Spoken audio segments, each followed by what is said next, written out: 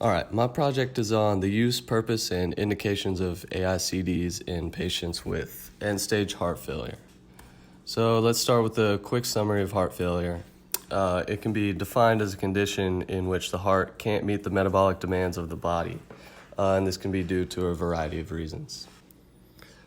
Generally, there can be systolic heart failure where the left ventricle can't pump enough blood into the circulation, and diastolic failure where the ventricle can't relax properly, leading to decreased ventricular filling.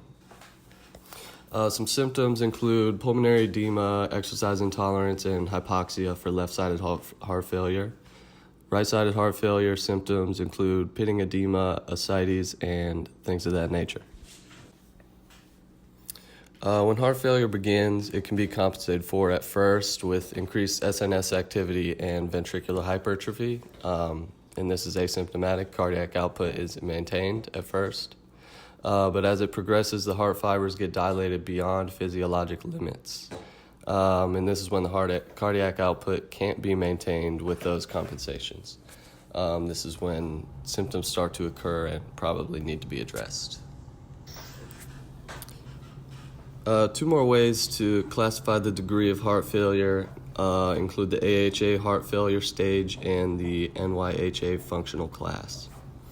On these scales, end-stage heart failure is classified as stage D on the AHA and between 3 and 4 on the NYHA, and is characterized by symptoms at rest and/or minimal exertion despite maximal medication treatment. Okay, so now that we know what end-stage heart failure is, we can talk about AICDs.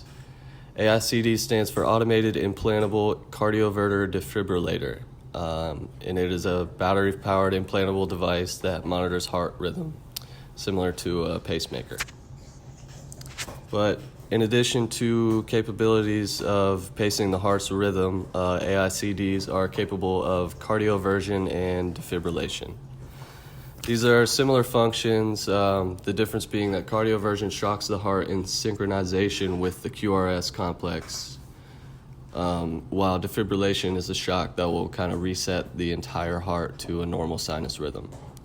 Cardioversion is more for atrial arrhythmias, and defibrillation is more for life-threatening events like a ventricular tachycardia or a VFib. And this is just a picture of an EKG of a VFib that was shocked by the Aicd to restore the sinus rhythm. Okay, Aicd indications. The main indication of Aicds in those with end-stage heart failure is primarily to prevent sudden cardiac death, probably as a result of a sustained ventricular arrhythmia.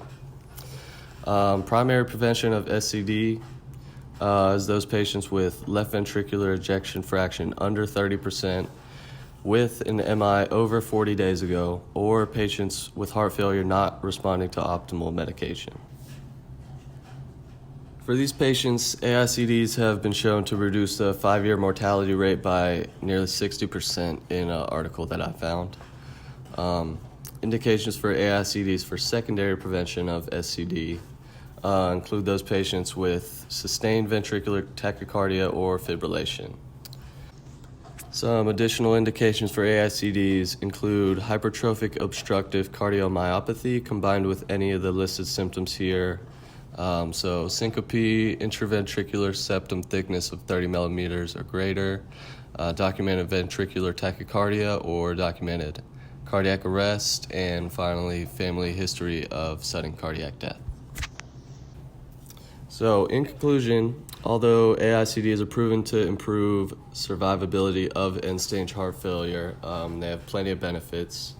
Mortality rates don't always show improvements until 1 year post AICD implantation. I found that in an article that I read, it's in the references. There's a potential that an AICD may not help a patient with SCD survive in the long term. In this case, it really wouldn't help their total mortality. It would simply shift the cause of death from sudden cardiac death to progressive hemodynamic failure. In addition to that, it may also hurt their quality of life with frequent shocks.